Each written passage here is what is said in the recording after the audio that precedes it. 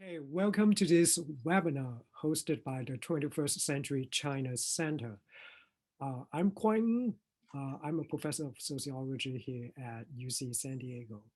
Thank you for joining our discussion today. This webinar is recorded and will be available on our website, china.ucsd.edu. Please use the Q&A function on the bottom of the screen to submit your questions. I'll be reading the questions you submit from for our speaker during the Q&A time at the end of the presentation. Today, we are delighted to have Angela Zhang, Associate Professor of Law at the University of Hong Kong, where she also directs the Center for Chinese Law, which promotes legal scholarship with the aim to develop a deeper understanding of China and facilitate dialogue between East and West. Professor Zhang has written extensively on Chinese antitrust enforcement and is a four-time recipient of the Concurrence Antitrust Writing Award. She will present her new book with us today for about 30 minutes. Afterwards, I will start a conversation and then we'll open it up for Q&A. So welcome, Angela. Take it away. Thank you very much, Huai, for the very generous introduction. Hello, everyone. Good afternoon in California. It's early morning in Hong Kong, and it's super exciting for me to have the opportunity to speak to you about my new book, which was recently launched 2 weeks ago. And I have prepared some slides, so I'm going to share with you my screen.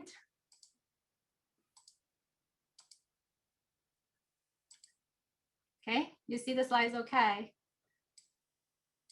Yeah. So, so my book, Chinese Antitrust Exceptionalism, examines this unique way that China regulates, which is how China acts as an antitrust regulator, as well as how China is regulated as a target for antitrust regulation. And what makes China particularly unique is its political and economic institutions, which result in strong power imbalances, as I showed in the graph here, between businesses and the government, where you can see the government has the upper hand. And this affects both China regulates as an antitrust regulator and how China is regulated as a target for antitrust regulation. Now, unlike other major antitrust jurisdictions like the EU or the United States, businesses very rarely challenge the Chinese antitrust authority. And as a result, the entire administrative enforcement process is more or less internalized within the government bureaucracy. And this makes it extremely important for us to understand the dynamics of the bureaucratic politics within those government departments. Now, this power imbalances between businesses and the government also make China a very unique target for regulation in foreign jurisdictions. And because foreign policymakers often have very difficult time trying to entangle the relationship between businesses and the state. And this makes them especially, it makes it very challenging for the regulators to determine what is the scope of the China Inc. Are these companies that are applying for merger review, are these individual companies, or were they just part of the bigger China Inc.? Now, the difficulty to answer this very basic question in antitrust law make Chinese companies especially vulnerable to antitrust challenges in foreign countries. And so in the next 25 minutes or so, I will try to give you an overview of all these issues I explore in the book, and also show you how this analytical framework is also useful in explaining Chinese regulation of big tech. And I also hope to offer some insights into the future US-China relations. Okay, so how does China regulate? We'll start with this. China has been enforcing its antitrust law since 2008. Now, more than 12 years has passed since the law was implemented, but so far, very, very few decisions made by the central authorities have ever been challenged by businesses. Now, you see here, Qualcomm received a fine of almost $1 billion for abuse of dominance in 2015, along with a number of behavioral remedies. But it announced in its press release that it had reached a resolution with the government authority. Now, similarly, Tetra Pak, which is a European packaging company, which received also a very high fine of $99 million in 2016, stated here that we are disappointed with the decision, but we decided to accept it and do not intend to appeal, right? So the first question I asked in this book is, why are companies reluctant to challenge China's antitrust enforcement? Now, what makes it even more bizarre is that as the companies, even these companies are reluctant to challenge the antitrust enforcement, the overall number of administrative appeals, which refer to those appeals against the government departments, were actually growing rapidly.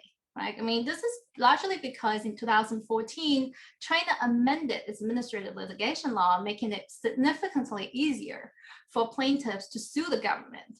So you see here, the Economist report on the slide, we saw a significant surge in court cases suing the government, right?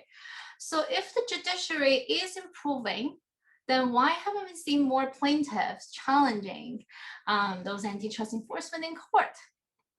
Now, those of you who, I guess like our audience here all know China very well, and then you will say, we all know that in China, in order to do business, you need to maintain good relationship with the government, especially if they need to repeatedly interact with the government, right? I mean, so if you challenge this agency in court, you essentially burning bridges, right, with the government, right? So it's very easy to understand. But what is less known to the public, and which is something I want to highlight in today's talk, is the media strategies that are applied by Chinese antitrust authorities to entice firms to cooperate and to settle. What I call is the strategic shaming strategy. And let me give you an example here. So in 2013, the National Development Reform Commission, the NDSC, which is one of the three former antitrust agencies in China, announced on China's state television that it has been investigating Time and several other infant formula manufacturers for antitrust violations. Now, the next day, the People's Daily, which is the party's mouthpiece, revealed the name of a few more companies that were involved in the investigation. Now, curiously, Meiji, Benjamin, and Fonterra, they were omitted in the news, even though these companies were also subject to investigation at that time. Now you see, so in this single case, the agency, the antitrust authority, actually selectively exposed these firms under investigation to 3 different levels of media publicity. Now, generally speaking, the less cooperative the firm is, the more it is exposed negatively in the media. Now, Time, which is actually a Chinese company, by the way, was subject to the most media exposure because it initially tried to launch a vigorous defense against the antitrust charges. And as a result, this company lost over 1/3 of its market capitalization within 1 week upon the announcement of the investigation. We're not even talking about the penalty yet. It's just an announcement investigation. Wiped out 1/3 of its market capitalization in 1 week. And even though at the end of in the end, Time also received the most severe penalty, in terms of the fines that was imposed, but the market capitalization loss was more than 20 times higher than the fine that they ultimately had to pay. Now, on the other hand, other infant formula firms that were proactive in settling with the government, they were rewarded with very generous leniency. Now, for instance, here I show, Wire's executive, one of the infant formula involved in the case. Now, its executive went on a dialogue TV show with a team of NDRC officials and stating that they had quickly cooperated with the agency and provide all the documents requested and immediately rectified wrongdoing, and also they reduced prices. Now, this company ultimately received no penalty from the agency. And this tactic was extremely effective for the NDRC because, the agency did not need to spend resources in defending its case or, worry about being challenged in court. I should note that the NDRC, like the other two former antitrust authority, was extremely, short staff. I mean, they had only about 25 people in Beijing, and not all of them were in charge of antitrust enforcement. So they really cannot afford, a very drawn out court battle. So this strategic shaming strategy allowed the antitrust authorities to quickly establish themselves as a very forceful and serious regulator. Now, it's important to note that this strict strategic shaming isn't just applied to foreign firms. In fact, the first target the NDRC used strategic shaming were on China's largest state-owned firms. In November 2011, the Chinese state television make a surprise announcement that the NDRC had been investigating two large telecom firms, China Telecom and China Unicom, for conducting price discrimination. Now, this announcement caused a huge stir and won overwhelming support from the Chinese netizens. As it turned out, at the time of the announcement, the NDRC had already investigated these two firms for almost 6 months, but it was met with very stiff opposition from within the bureaucracy, including the two state-owned firms themselves, which themselves enjoy bureaucratic rank, and the Ministry of Industry and Information Technology, we call it MIIT, which is a sector regulator that was unhappy about NDRC stepping into its turf. And what matters worse is that the State-Owned Asset Supervision Commission, SASAC, it was concerned about the loss of state assets, and it also opposed the investigation. So the NDRC strategically timed this media announcement to gain momentum to push forward this difficult case. And I think it had partially succeeded, because eventually these two firms offer remedies, even though the case was ultimately suspended. Now, you probably know that Alibaba has been subject to antitrust investigation, but very few of you probably noticed the strategic way the investigation announcement was made. So on Christmas Eve last year, the Chinese Antitrust Authority posted a very short one-sentence announcement on its website that it had launched an investigation into Alibaba's choose one from two business practice. Now, about 10 minutes later, the People's Daily published a very long commentary endorsing the investigation, right? I mean, so this looked like a move prepared in advance, and the commentary appears, designed to seek this first mover advantage and to shape the rhetoric of the discussion of this case. Now, this one sentence announcement caused Alibaba's stock to tumble. As you saw on that day, Alibaba's stock dropped by more than 13%, wiping out more than $100 billion market capitalization. Now, some of you would say, what is wrong with an agency posting an announcement of its investigation on its website? Right? I mean, it didn't say more, and it didn't announce it on the television. But if you follow the practice of the current antitrust authority, you know that this is really the first time they have ever make an announcement of an investigation into the case, right? I mean, so the gesture says something. And in many other cases, and the agency have kept a very low profile in investigating case, precisely because, it's concerned that it might have damage for the firm's stock prices. Now, there have been a lot, and many of you have read in Wall Street Journal, and there'll be a lot of speculation of what the ultimate penalty will be for Alibaba for this antitrust investigation. But I would say the largest penalty has already been imposed, and that is the loss of market, this loss of this reputation sanction that was imposed last Christmas Eve. And the timing, you can see the timing of the announcement was meticulously planned in advance because it was announced on Christmas Eve, right? So, and this allows the market the time to absorb the bad news. And it also gives the agency the room to moderate the market reaction if it turned out to be too harsh. And that may also explain that on December the 27th, which is the Sunday before the next trading day, you saw another news from the government that this is a piece of positive news, that it had completed evidence gathering, and the firm was very cooperative during this process. Okay. And consistent with what I argue in this book, I believe Alibaba is highly unlikely to launch a fierce defense about its case, but will rather actively cooperate with the agency in order to lessen their losses, as you see from the announcement they made in reaction to the investigation. Now, some of you may be thinking, well, if these antitrust authorities are really challenging court, then they should be free to do whatever they want. I mean, they look so powerful. And that's actually not true.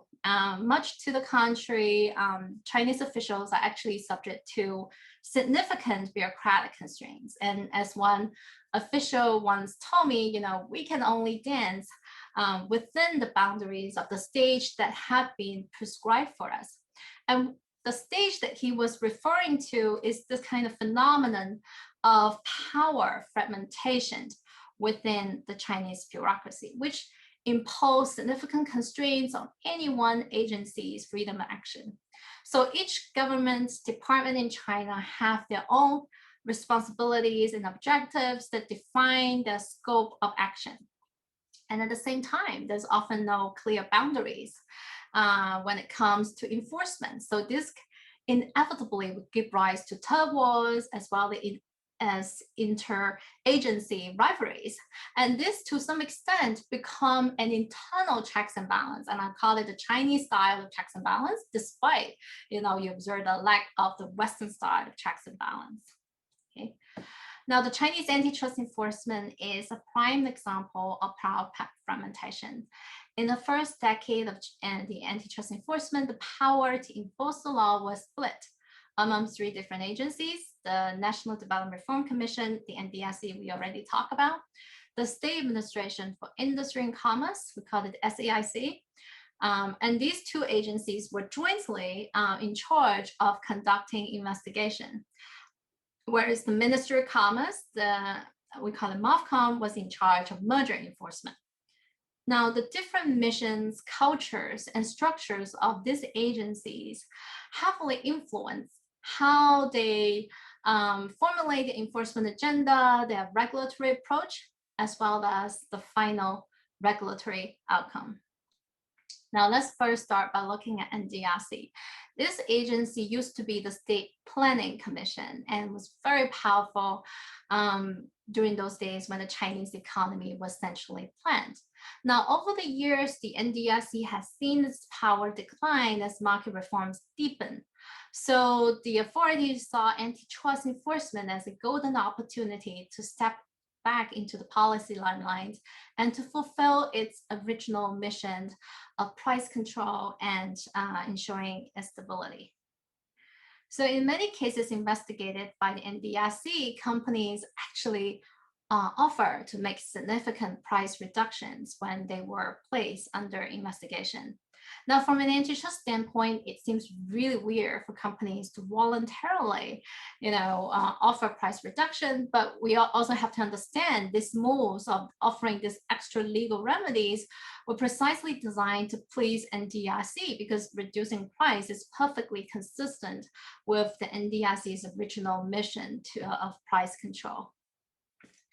Now, recently, there has also been news rumors that Alibaba has been asked to divest its media assets, right? And many of you have saw the headlines in Wall Street journals.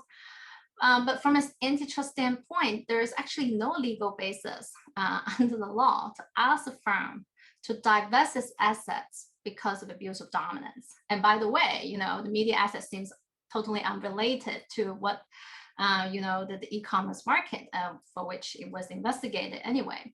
And it doesn't seem like Alibaba had made any anti-competitive acquisitions in the media sector either.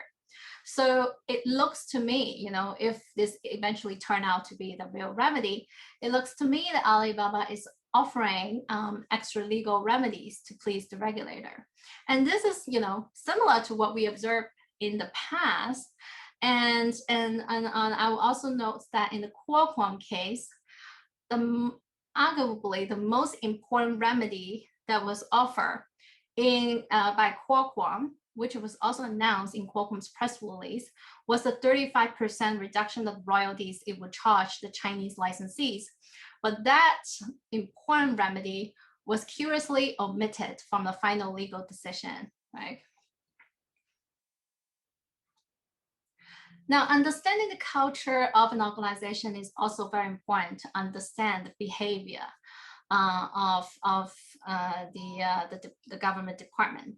So the NDRC used to be a planning commission, and to these days, it remains a very powerful commission, and it's a very important player in charge of macroeconomic management in industrial planning.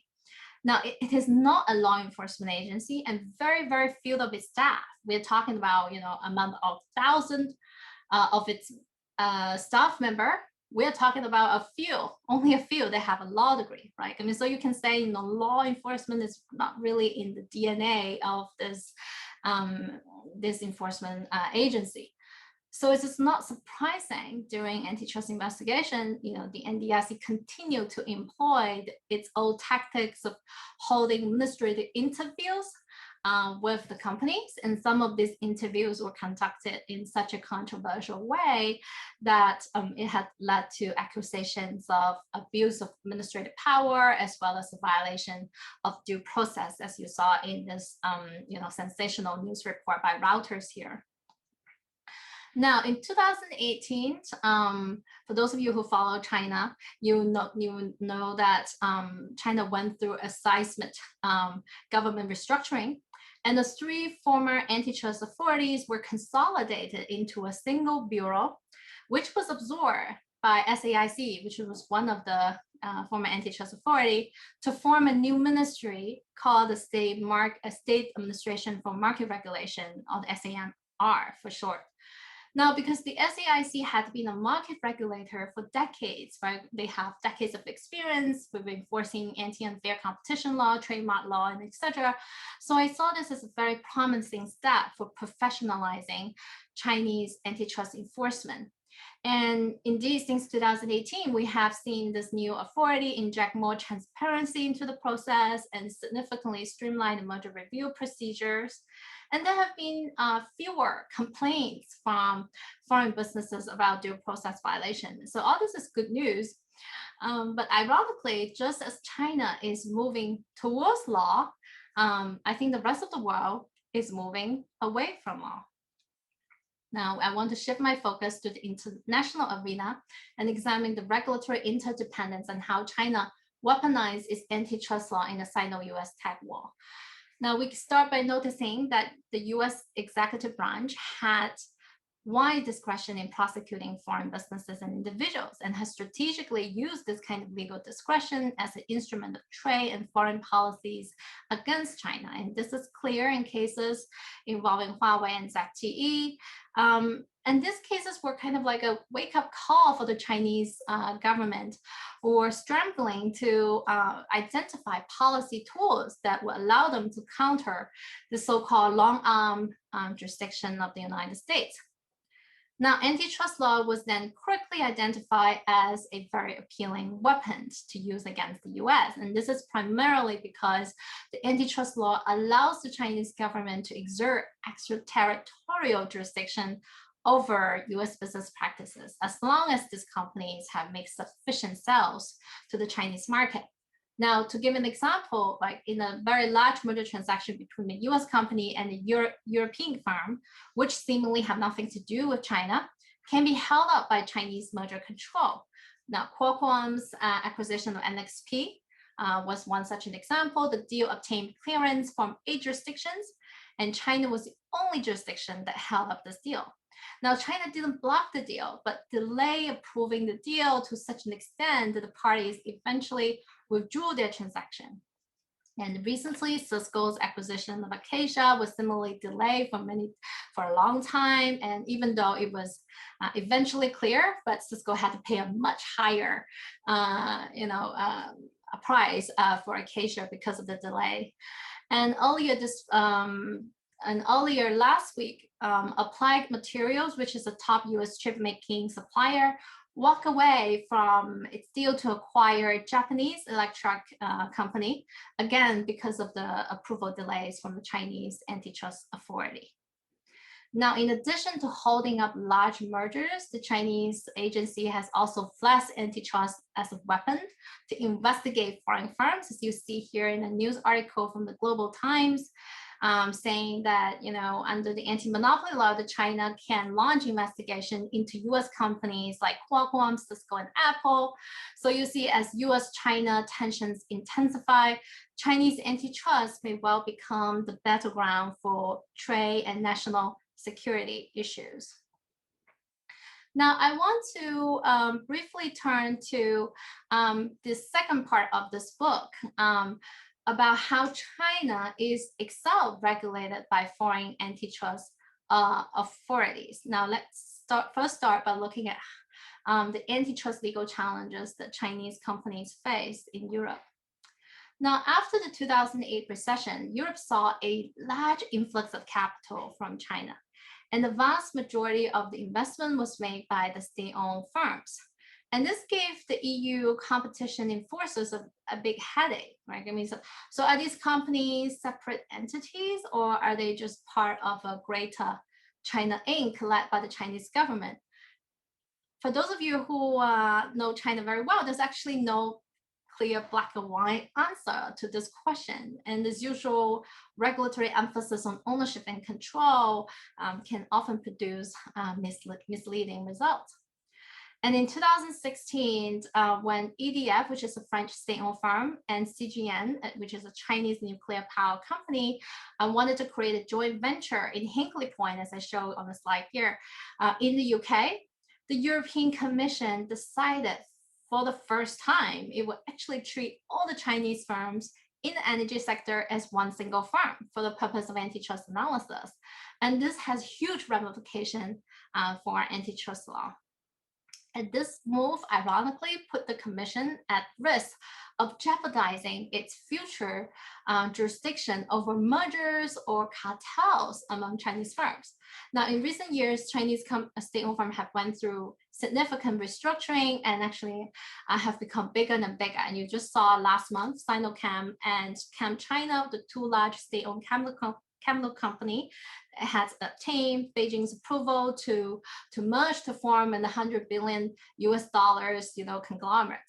And Chinese firms also dominate the supply of many essential products, particularly during the COVID outbreak to Europe.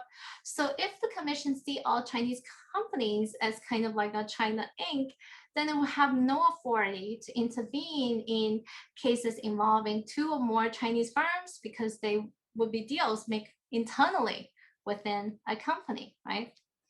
Now, this explains the EU's growing reluctance to apply the previous approach in dealing with Chinese companies. So, and this also explains why it was thinking about alternative regulatory tools to deal with Chinese investment.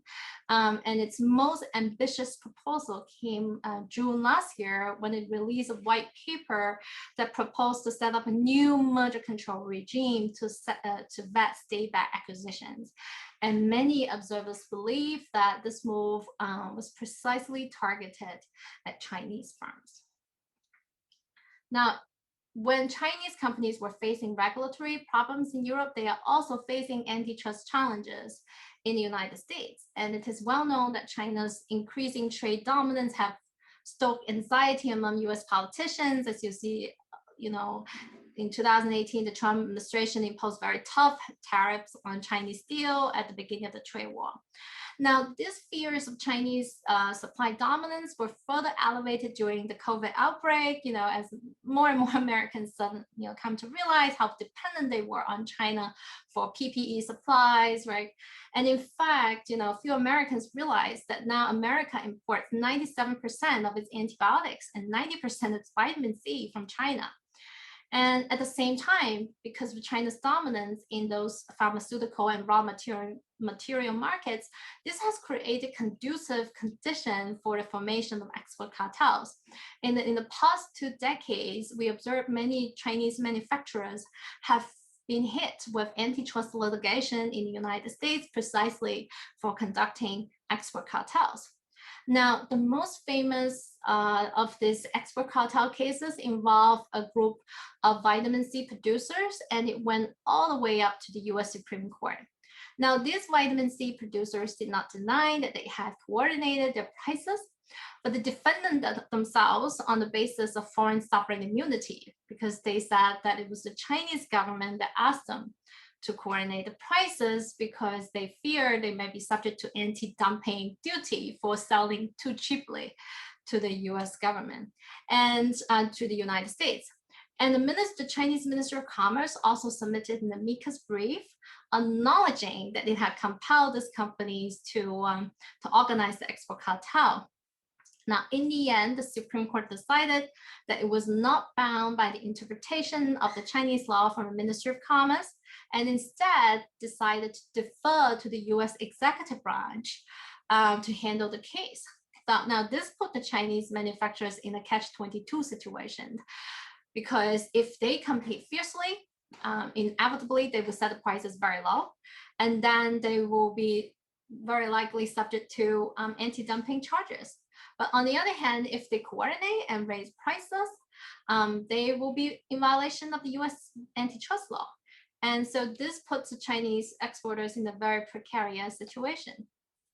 And finally, I'd like to provide a few insights of my book for the US-China relations, especially pertaining, as well as the recent Chinese regulation of big tech.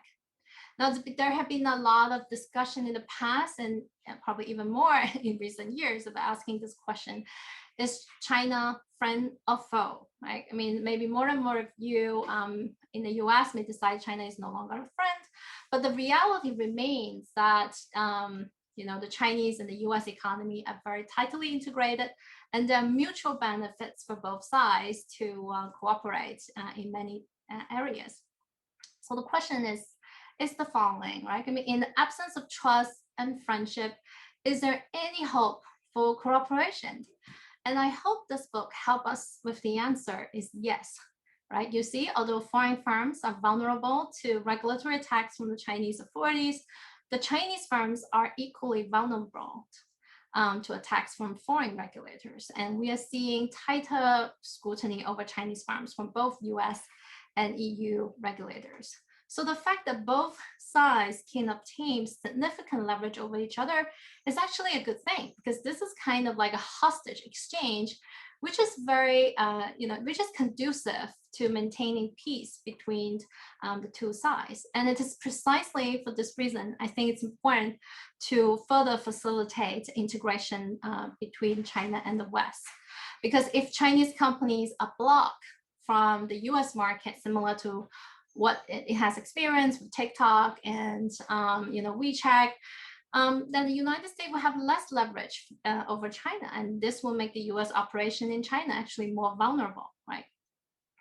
And lastly, I would just say a few brief words about what's happening in China domestically and with China's regulation of fintech. Now, in the past couple of months, a regulatory storm has blown into China's tech sector, and Ant's IPO, which was supposed to be the largest IPO ever, was suspended just 48 hours before its launch. Now, many of the major themes that I've discussed in the book particularly power fragmentation, is especially useful in enlightening what's going on here. Now, we all know Jack Ma's speech was a very important trigger. But given all this regulatory concern that the PBOC have over Ant before, why didn't the regulator give the green light to the IPO in the first place? So in this op-ed I published in Project Syndicate, I argue it has to do with power fragmentation in the Chinese bureaucracy, which is a point I consistently highlight in this book. So Chinese fintech businesses like Ant, they are very good at seeking regulatory arbitrage among different financial regulators. The People's Banks of China, which oversees prudential regulation, has been a very persistent regulator and has been keeping a very close eye on Ant from the very start. But other financial regulators like the CSRC, the securities regulator, have very different agenda. And it actually expedited Ant's IPO approval from a normal 7 or more months to just 2 months, because it saw the IPO as an important boost to the domestic securities market, especially amid this political climate when many Chinese companies were forced to be delisted in the United States. So in the CSRC's eyes, the successful launch of Ant's IPO would have been perceived as a kind of like a national pride that can counter the US sanctions. So again, you see here that, even in a completely different sector, we're talking about fintech regulation, right? Different agencies have different incentives in regulating business based on their different missions and objectives. Okay, so there conclude my book talk, and I just want to let you know that the first print has been sold out in many sales outlets, but some are still available on Amazon UK if you want to purchase the print version of this book. And I look forward to discussing this book with Kwai and also answer your questions as well. Thank you.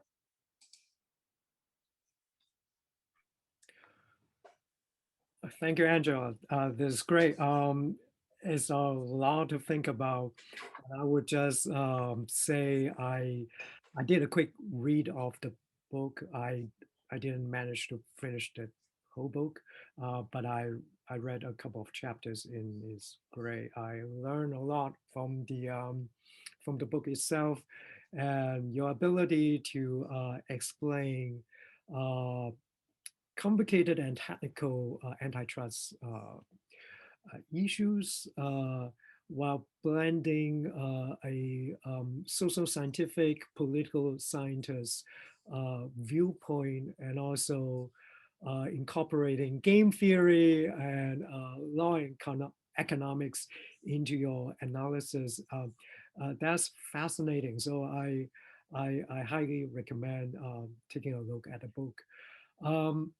I know there are questions sent in already, and I don't want to take up too much of the time. And I would just remind attendees, if you have any questions, you can use the Q&A function to submit your questions, and I will read it out loud and ask Angela to answer your questions live.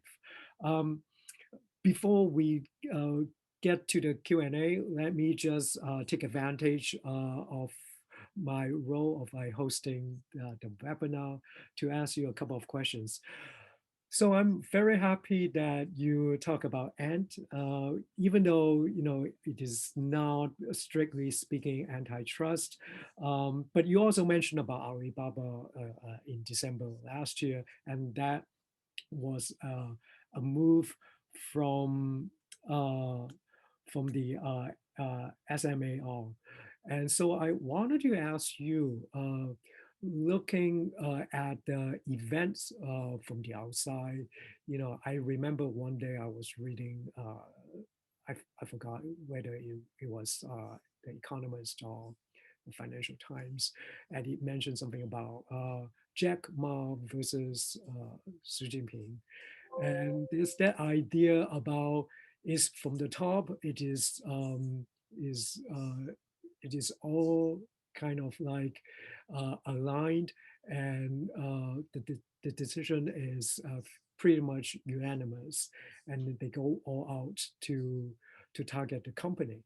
But in the book and also in your talk just now, you emphasize, different players, different agendas, bureaucratic constraints, fragmented nature of bureaucratic power. Can you explain or articulate more about your view about what happened with Alibaba from your more bureaucratic and political scientific perspective? Right. I want to clarify a little bit. Do you want to talk about ants or Alibaba, or just the Jack Alibaba. Ma's empire in Yeah, general? whatever you want, Yeah. Yeah, I mean, that's an excellent question. I mean, so this whole event was apparently triggered by Jack Ma's speech in Shanghai last October, which he fiercely criticized the Chinese financial regulators. It was kind of like a slap in their face. And then that trigger, and then afterwards we observed kind of like huge regulatory storm, first starting with Ant halting its IPO, and then came a slew of financial regulation tightening microloans. And then you saw, within a month, Jack Ma's Alibaba was also subject to antitrust investigation, right? So it's quite clear that this was part of the bigger law enforcement campaigns trying to tighten regulation. I mean, mostly is in the fintech business, which is what is Ant's core business. Now, there have been a lot of regulatory concern about Ant's operation. Even before Ant was born, back with Alipay, there have been a lot of regulatory issues.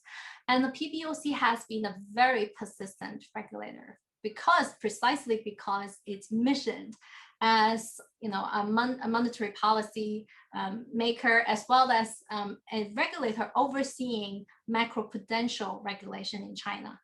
And so if there is systematic financial risk, ultimately it will be the PBOC that bears the burden to bail out companies. And as we know, Ant partner with a lot of the Chinese banks to provide microloans, unsecured microloans for Chinese consumers. And even though those loans were in a very small amount, but 98% of these loans were extended from the banks. But the bank did not do the credit assessment. It was Ant that conducted credit assessment. But Ant does not bear any of the financial risk if these loans were in default, right? I mean, so even if, right now, if you look at Ant's balance sheet, you look at its compliance, there's seemingly no regulatory issues, and the default rate is very low. But the regulator is concerned about the unknown risk. In the future, if it further expands, given Ant's position as somebody who have no skin in the game, would it further push this forward and then drive the whole thing into a systematic risk? I think that concern is perfectly legitimate. Think about what happened to the U.S. subprime, supply loan, crisis back in 2008, right? I mean, so I think these are all legitimate concern, and that's explained why the PBOC has persistently been pushing Ant to, provide more capital reserve requirements and trying to do more so to make sure Ant have skin in the game.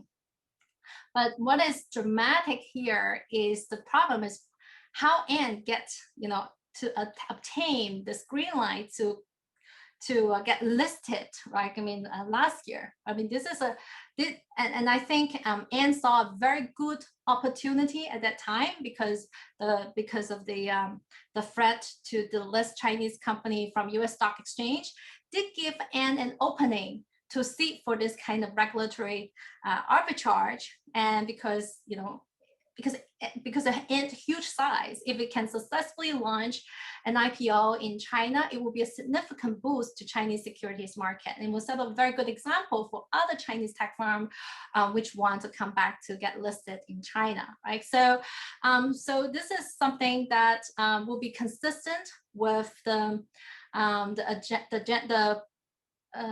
the mission and objective from the securities regulator. That's why the security regulator was willing to accommodate Ant's desire to quickly expedite this IPO approval.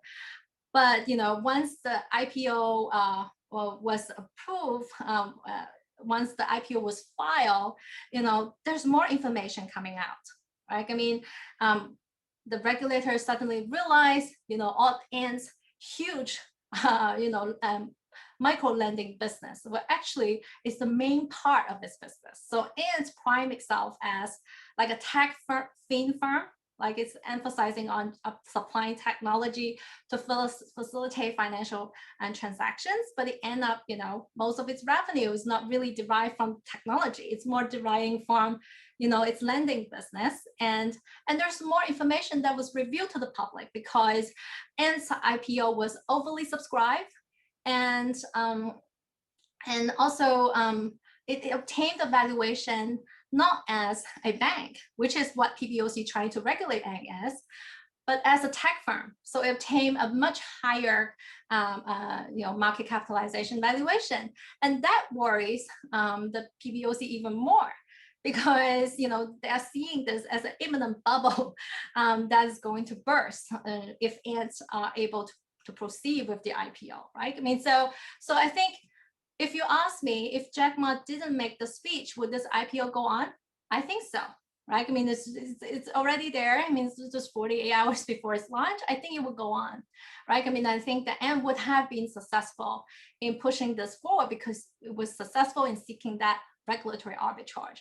But Jack Ma's speech gave the opening for the PBOC to ring in Ant, which it has always wanted to do. And that was a perfect opportunity for PBOC to enlist support from the top leadership in Beijing, as well as from other regulators, including the antitrust regulator, which has been very silent, right? I mean, because it wasn't clear where to stand, given China's initiative to promote domestic entrepreneurship and also innovation, right? I mean, so, with Beijing giving the green light to rein in this big tech, I mean, the Chinese Antitrust Authority just immediately jumped onto the bandwagon and joined this enforcement campaign. And that's why you see, subsequently, why Jack Ma's another business, Alibaba, was subject to investigation, and there should be more coming along, right? I mean, so yeah, I think this is the whole story. Yeah, that's my own interpretation. That's a costly speech in a way, but thank you for your very comprehensive answer. I want to jump right to the Q&A. I have other questions, but I want to get to as many questions from the audience as possible. I have the first question from Don Rosenberg. I believe Mr. Rosenberg is the general counsel of Qualcomm. So let me read out his question. You equate settlement resolution with unwillingness to challenge antitrust enforcement. I disagree. In Qualcomm's case, we negotiate with NDRC for well over a year.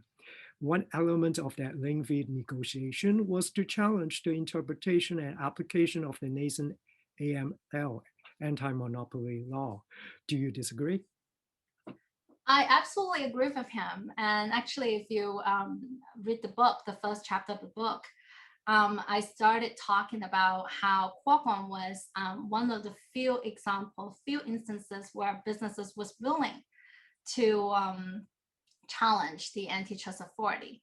Now, what I present in the talk was like this company did not challenge the agency publicly and did not challenge the agency in court. However, Qualcomm is indeed one of the rare instances where companies were willing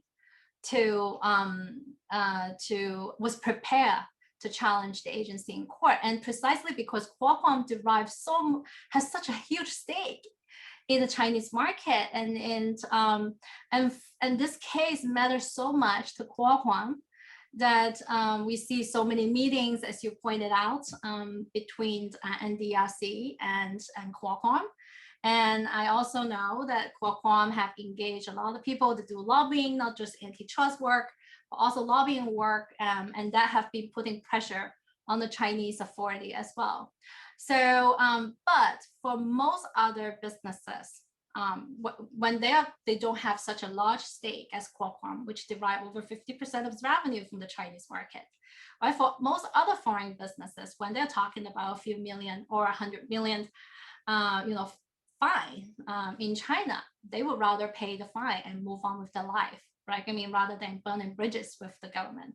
But I definitely agree with you that Qualcomm is the rare example, simply because of the stakes involved, that the company was prepared to go to court with the government.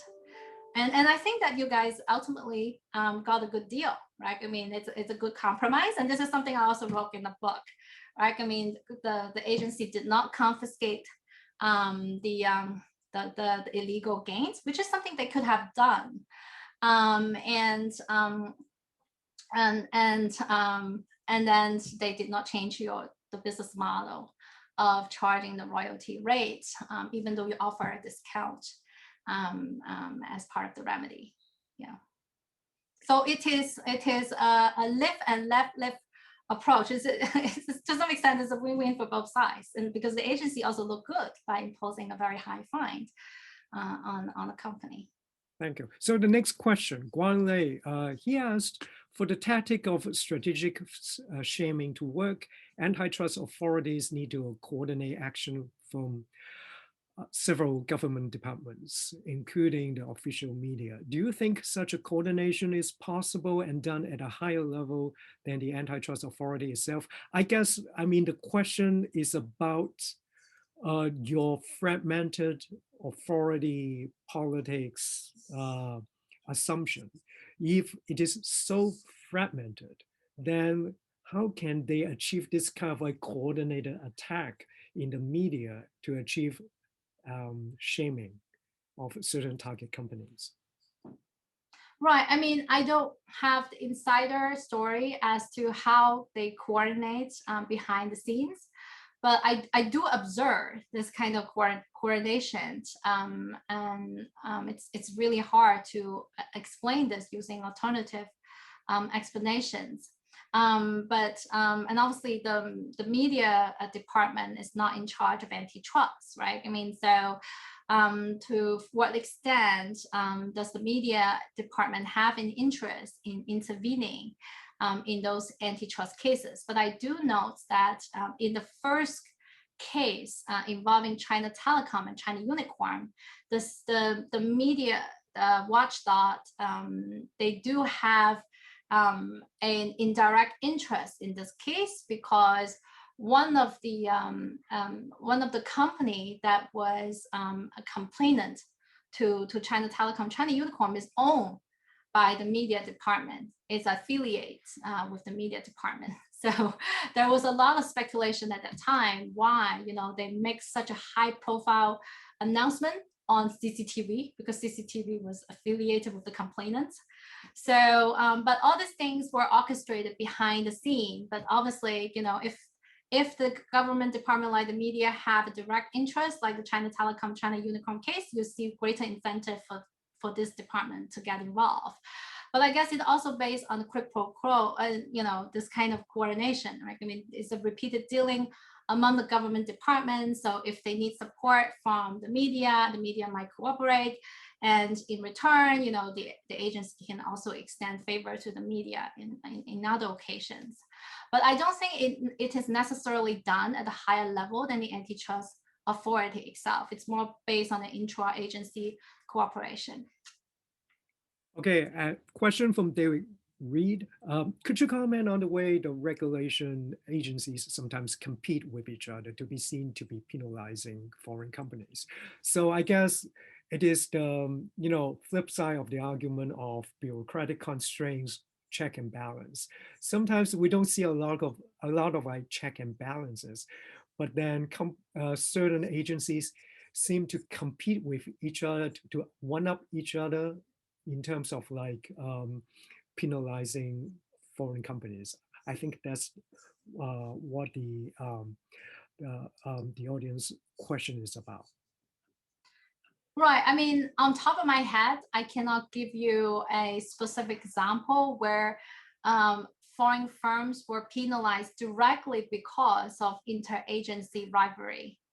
But interagency rivalry definitely exists, especially during the old days, when the Chinese antitrust enforcement was split among three different antitrust agencies, right? I mean, so they did have the incentive to compete with each other. But as to how that kind of competition among them will lead them directly to raise to penalize a firm. I think that will be I haven't seen any direct evidence, so I wouldn't make any judgment on that.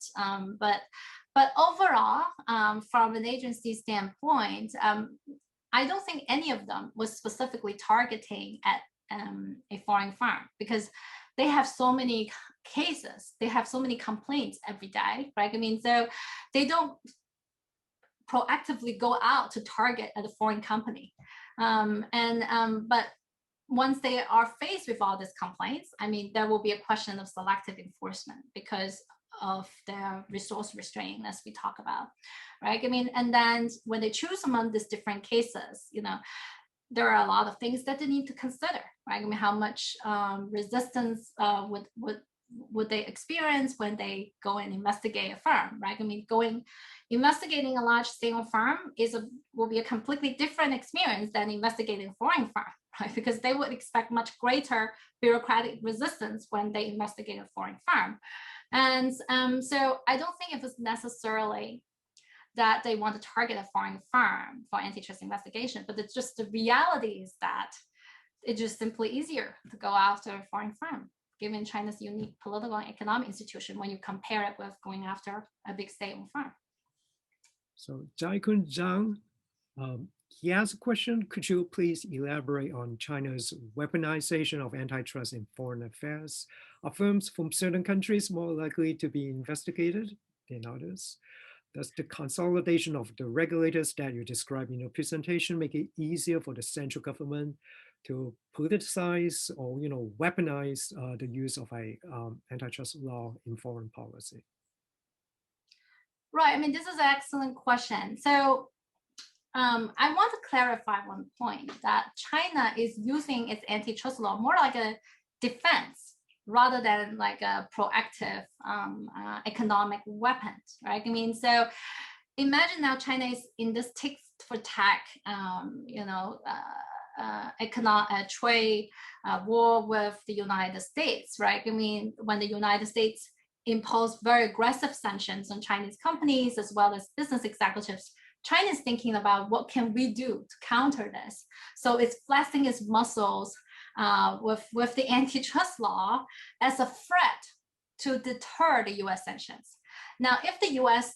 take a step back and impose less sanctions and restrictions on the Chinese companies, then China would not need to inflict this kind of damage on U.S. businesses. I mean, so and in all fairness, I mean, it will be in China's best interest not to ever need to involve its antitrust law to inflict damage on the foreign businesses operating in China, because this is kind of like a self-destructive move, because the more China threatens to do that, the more it will cause more decoupling, which is something that will be averse to China's interests, right? I mean, from China's standpoint, they actually want to attract more foreign investment because, as we talk about in the talk, right? I mean, the more you have, the more investment that you have, then the more leverage that you have against that country, right? So it's definitely not in China's interest to scare all the foreign companies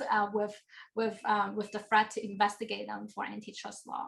So I would think that the Chinese government would do this very moderately and only in response to U.S. sanctions. So most likely U.S. businesses will be targeted, but sometimes, even companies in other jurisdictions might also be targeted, as you see in examples like HSBC, recently was negatively portrayed in the media for assisting U.S. Department of Justice to investigate Huawei's CFO Meng Wanzhou. So, other businesses, there might be spillover effects on businesses from other countries as well.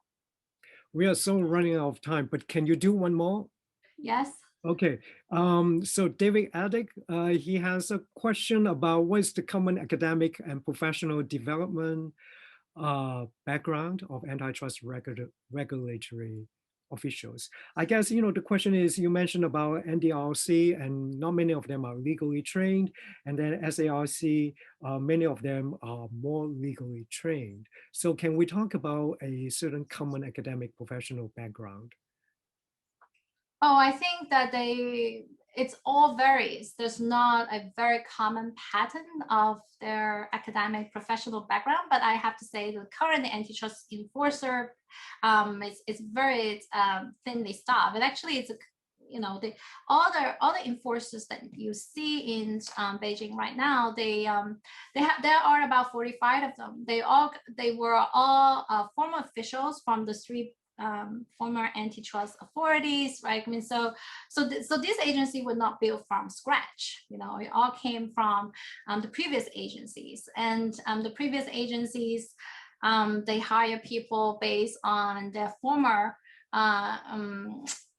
administrative needs, and they don't necessarily have a law degree. Although many of those working at MOFCOM, which was in charge of merger enforcement, they have a law enforcement. They have law enforcement background, but definitely not those from the NDRC.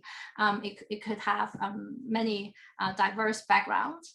I'm not saying that law enforcement is necessarily a prerequisite for conducting antitrust enforcement, but one thing I want to know is that the promising sign is that now the antitrust authority is housed under SAMR, which is a market regulator.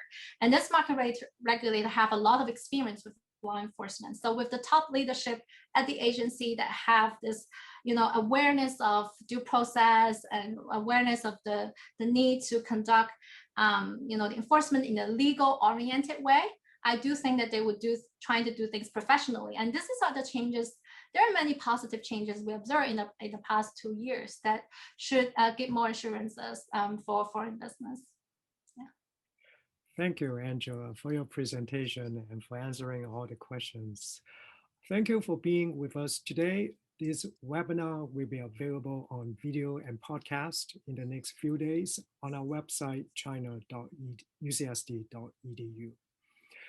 Please join us next Thursday, April the 15th, for a presentation by George Goldstein from USC, who will be sharing from his new book, Remains of the Everyday, A Century of Recycling in Beijing. What a great title, especially if you're a fan of Kazuo Ishiguro's novel, Remains of the Day. Okay, thank you.